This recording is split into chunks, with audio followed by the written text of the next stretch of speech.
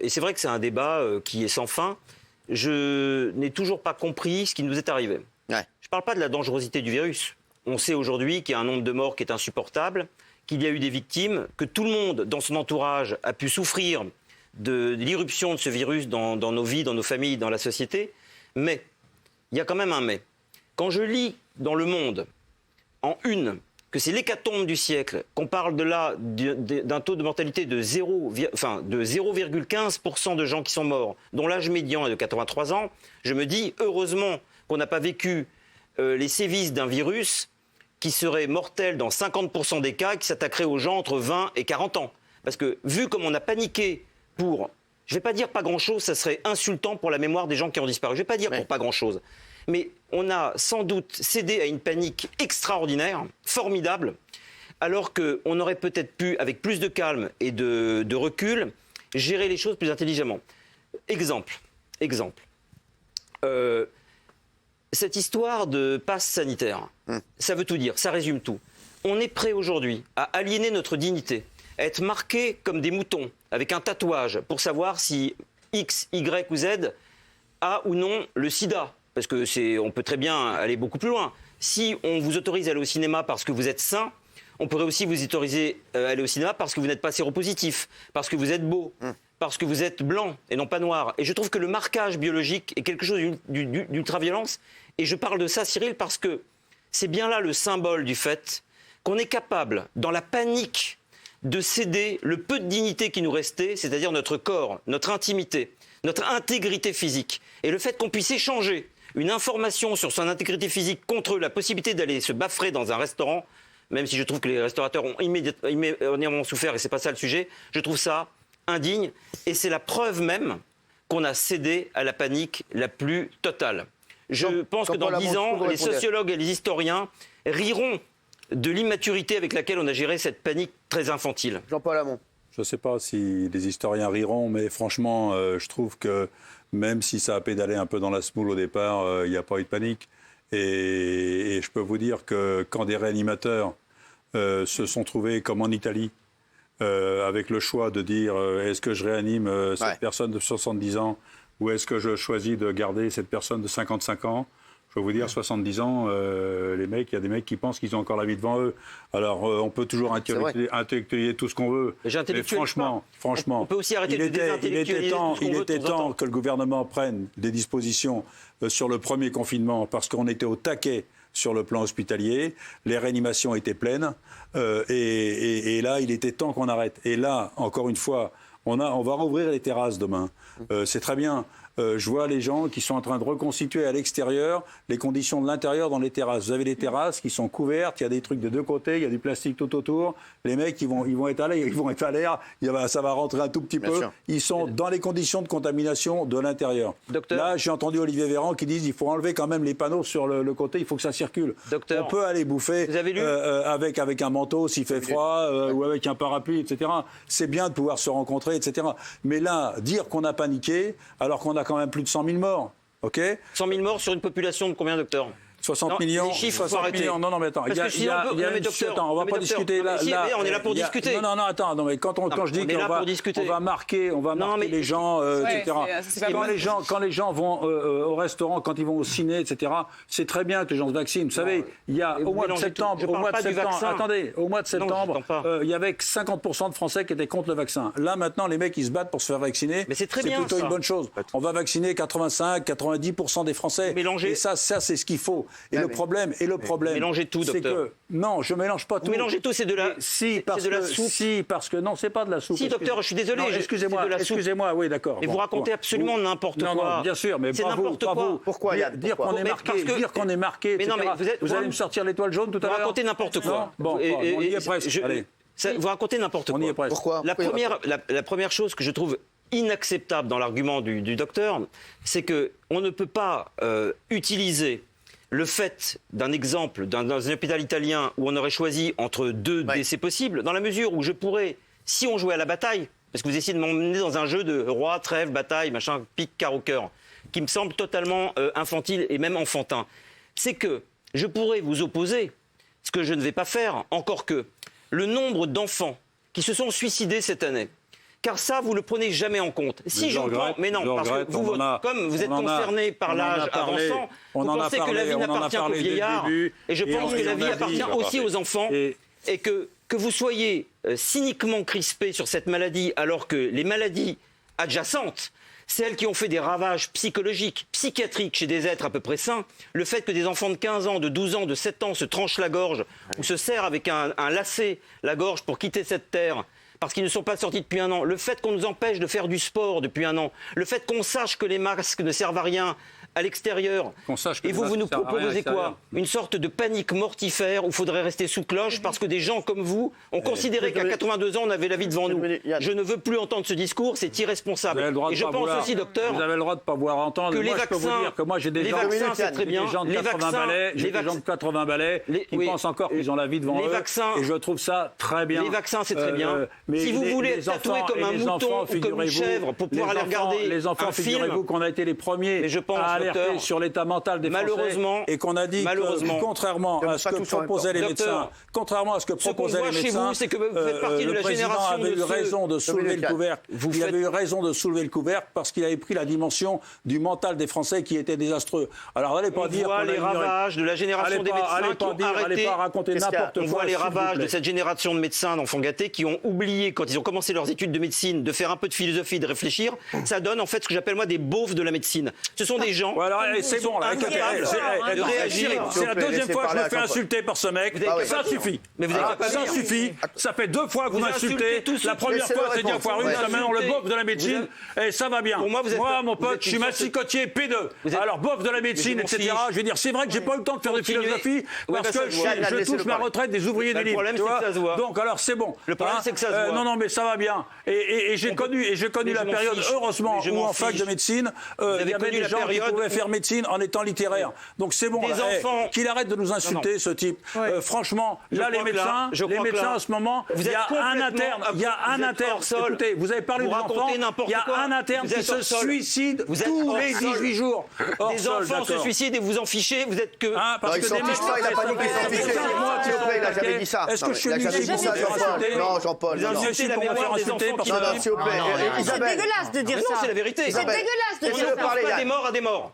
On n'oppose pas un mort de 80 ans. C'est vous qui les opposez. Ah oui, il m'a donné l'exemple d'Italiens qui choisissent entre un homme de 55 ans. C'est le terrain. Dans ce genre de débat, cet argument-là est nul. C'est-à-dire qu'il est là pour faire taire l'adversaire. C'est pas un débat, c'est un monologue de Yann Moix. Laissez parler les autres, s'il vous plaît. Isabelle, qu'est-ce qui se passe? Moi, honnêtement, j'espérais que vous n'alliez pas revenir une énième fois sur ce terrain-là en disant les vieux, ils ont fait leur temps, qu'est-ce que c'est 2 ou 3 ans de plus par rapport aux jeunes? Tout le monde souffre. Pourquoi vous faites de l'eugénisme en voulant absolument qu'il y ait une catégorie qui souffre plus que les autres?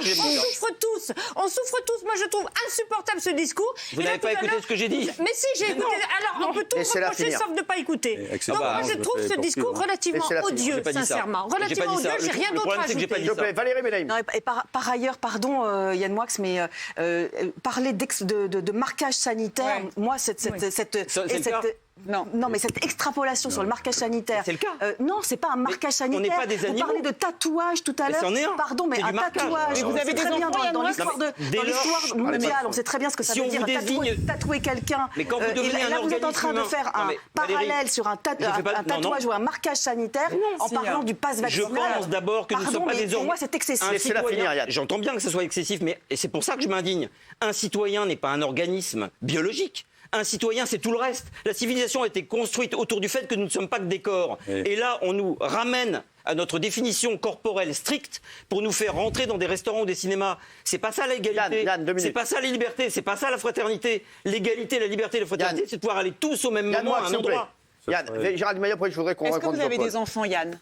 Je vois pas le rapport entre cette question. Si, parce que justement, quand on a des enfants, par exemple, on les vaccine. On les vaccine pour qu'ils puissent aller à l'école. Je suis pour le vaccin à 100%. Contre la polio, contre la rue. Ils sont marqués alors. Donc ça veut dire que nos enfants sont marqués. Ah non. Votre extrapolation. C'est l'information sur le vaccin qui est désagréable, c'est pas le vaccin en lui-même. Votre extrapolation sur le pass sanitaire, comme Valérie et comme Isabelle, je la trouve un peu bord cadre et un peu limite. Vous voyez un videur, vous n'êtes pas vacciné, donc vous ne rentrez pas dans une. Mais à l'école, on dit vous n'êtes pas vacciné contre la polio, contre la rubéole, contre l'oreillon. Un centre de loisirs, c'est pas un cinéma ou un restaurant. Mais peu importe. Ça exclut toutes les personnes qui n'ont pas eu la chance de se faire encore vacciner. Ça exclut tous ceux qui n'ont pas eu de piston, qui n'ont pas encore l'âge.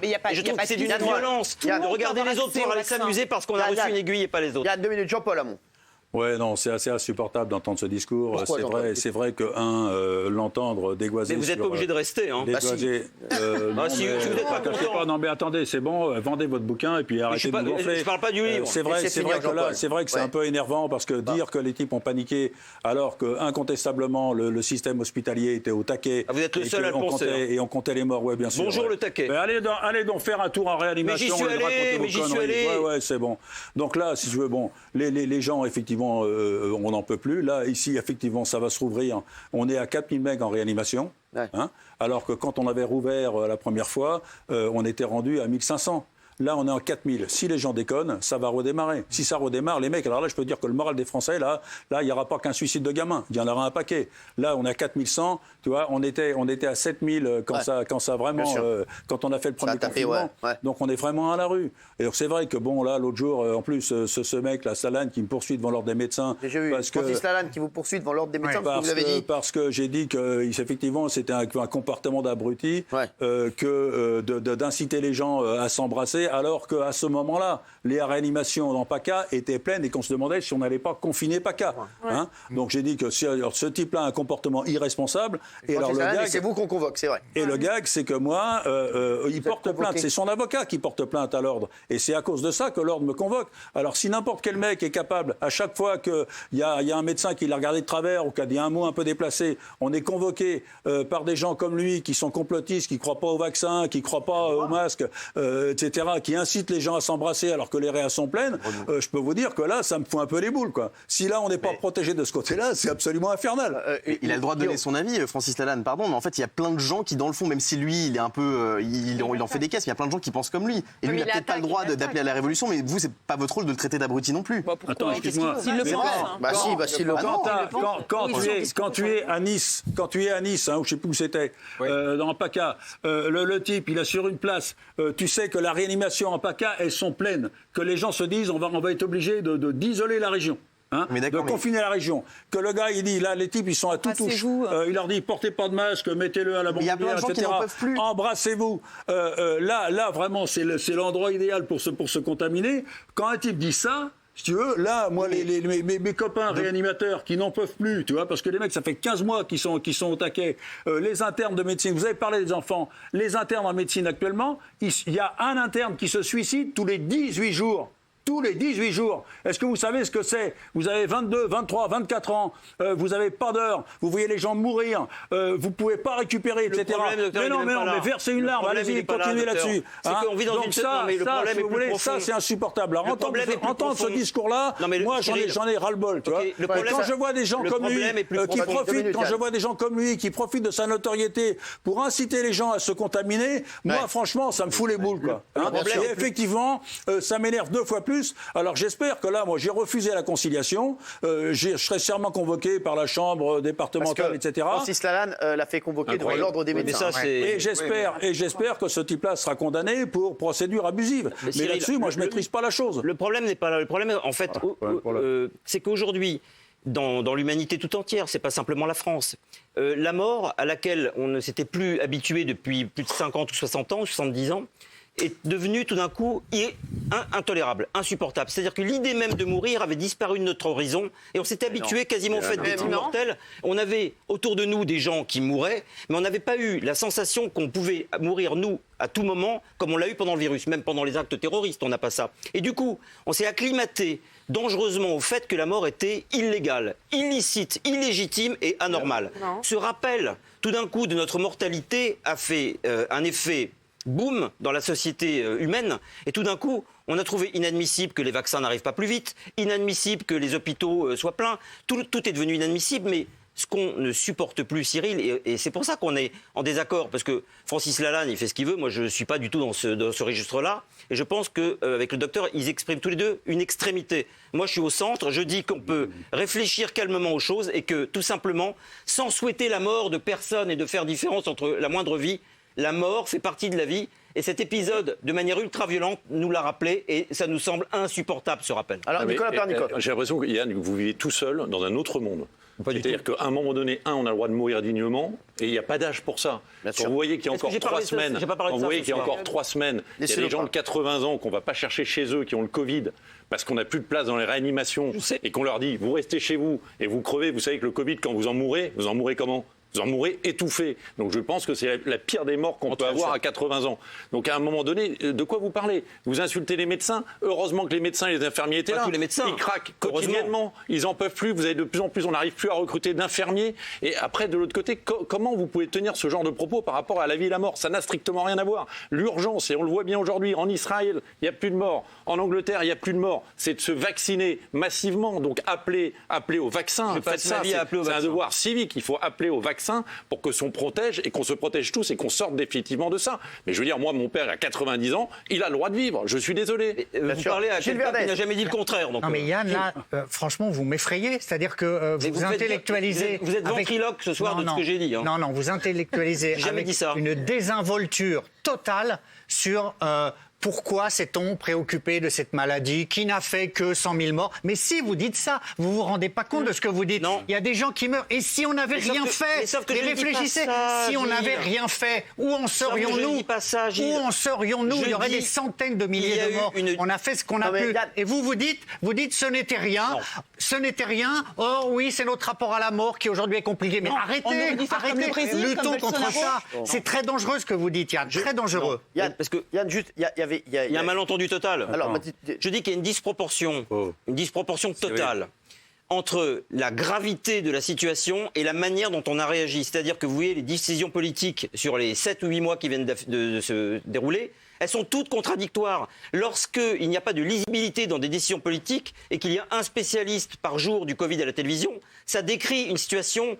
On appelle ça en physique de mouvement brownien. C'est-à-dire que tout le monde est dans tous les sens. Et donc, il n'y a pas de lisibilité. J'appelle panique quand tout le monde donne son avis en même temps et que personne ne converge vers rien. C'est ça que j'appelle la panique. Et là où je vous rejoins, mais j'ai jamais dit le contraire, c'est que, premièrement, on a fait ce qu'on a pu, et heureusement qu'on l'a fait, parce que les pays qui n'ont rien fait, c'est le désastre le plus total. On a fait ce qu'on a pu. Et là où je suis totalement surpris, et vous allez voir qu'un jour on va l'étudier ça en classe, c'est la manière dont on nous a pris pour des imbéciles en nous faisant croire que telle ou telle chose était vitale pour annuler cette décision 15 jours plus tard, plutôt que de nous faire découvrir la dangerosité réelle du virus. On a essayé d'en maquiller, d'en inventer une en nous égrénant un nombre de morts tous les soirs. Or, les chiffres, Gilles, ne veulent rien dire. Parce qu'on aurait fait la même chose avec la sclérose en plaques, on aurait fait peur à tout le monde avec la sclérose en plaques. 100 000 morts, ça veut rien dire pour vous, 100 000 morts. Je dis simplement que lorsqu'il y a des situations exceptionnelles, et c'en est une, il ne faut pas s'étonner qu'il y ait des choix à faire. Il ne faut pas s'étonner que les chiffres Jean-Paul voulait réagir sur ce que vous dites là. Ouais, non, effectivement, c'est vrai qu'au début, je l'ai rappelé en tout début, au début, effectivement, on savait pas qu'on connaissait pas ce virus, on connaissait pas sa dangerosité, on connaissait pas exactement sa contagiosité, donc il y a eu des mesures qui ont été contradictoires. Bon, c'est vrai que il y a eu l'épisode du masque au départ, il y a eu l'épisode des tests au mois de septembre où on n'était pas suffisamment prêt, etc. Il y a l'histoire des gens qu'on teste et qu'on renvoie chez eux une fois qu'ils sont positifs, isolés, contaminer leur famille sans prévoir de mesures d'isolement. Tout ça, c'est vrai que mais dans la panique, il y a eu quand même un espoir génial, c'est que les industriels ont été capables de faire un vaccin en 1 an, et que là, vraiment, il faut que les gens se vaccinent, mais qu'il faut tenir compte aussi de l'évolution de ce virus qui est en train de muter, qui peut se transformer, dont on ne sait pas si ces transformations vont résister au vaccin, etc. Donc on est obligé de dire aux gens, faites gaffe, continuez à respecter les mesures barrières, voyez vos potes, mais faites gaffe, ne soyez pas imprudents. Alors quand je vois des gens qui incitent les autres à s'embrasser dans la rue, à pas porter de masque, à dire que c'est une connerie, etc., que se vacciner c'est dangereux, parce que ça aussi il l'a dit. Donc ça effectivement, c'est pour nous c'est insupportable. Parce que oser dire qu'on découvre la mort, là actuellement, vous savez, quand vous êtes médecin, quand vous êtes étudiant en médecine, les mecs qui rentrent, ils ont 19, 20 ans, 22 ans. Je parlais pas des gens-là, je parlais de la population. Je vous explique. Les gens, ils découvrent la fragilité de l'existence, parce que quand vous avez 19, 20 ans, vous ne pensez pas à la mort. Les mecs, ils découvrent l'existence, ils découvrent la fragilité de l'existence, ils découvrent la maladie et la mort, ils découvrent un truc dont on n'arrive pas à se sortir. Et quand moi j'entends, et quand moi je vois qu'actuellement, un interne sur 18 se suicide, Vous imaginez tous les 18 jours, un interne tous les 18 jours qui se suicide. Là, moi, je vois rouge quand on tape sur les soignants et que les mecs osent dire qu'ils en ont marre, qu'il faut faire attention. Donc, si vous voulez, c'est pas du tout qu'on puisse demander aux gens s'ils sont vaccinés, parce que maintenant on sait, parce qu'on ne savait pas au départ encore. Hein, quand les gens sont vaccinés, ils transmettent moins le virus. Mais vous avez raison, je suis favorable au vaccin. Mais ça, on le savait pas. Ça, il y a 3 mois, on le savait pas. Hein. On savait seulement que ça protégeait contre les maladies graves. Donc c'est une maladie où on avance en marchant. On ne sait pas si le vaccin, combien de temps durera, l'immunité, etc. Donc on ne sait pas s'il ne faudra pas revacciner, etc. On avance en marchant. Alors quand j'entends parler de contradiction, c'est vrai que quand il y a des médecins qui entendent que les réanimations sont pleines, qu'il faut faire gaffe, et que effectivement le Conseil scientifique dit qu'il faut tout fermer, et que le président, quand même, qui fait rentrer un psychiatre, je rappelle, dans le Conseil scientifique, parce qu'il a bien pris conscience que la santé mentale des Français était en danger, et qu'il permet de rouvrir, alors qu'il y a des médecins qui disent qu'il faut continuer encore à fermer, et parce qu'il faut donner un peu d'air aux Français si on veut tenir. On est dans une course de fond dont on ne connaît pas la fin. Mais ce que disait Yann Moix, le problème que soulevait Yann Moix, c'est qu'il ne veut pas du marquage scientifique. Ce que je n'arrive pas à faire comprendre ce soir. Il n'est pas obligatoire ce marquage. Mais non. Yann, il n'est pas obligatoire. Laissez Yann Moix finir. Mais c'est fou quand même. Si, il a raison. Il a raison. Si on n'a pas le vaccin, il suffit d'un PCR. C'est fou quoi. Mais dites pas de bêtises. On va vers un passeport vaccinal. Dites pas de bêtises.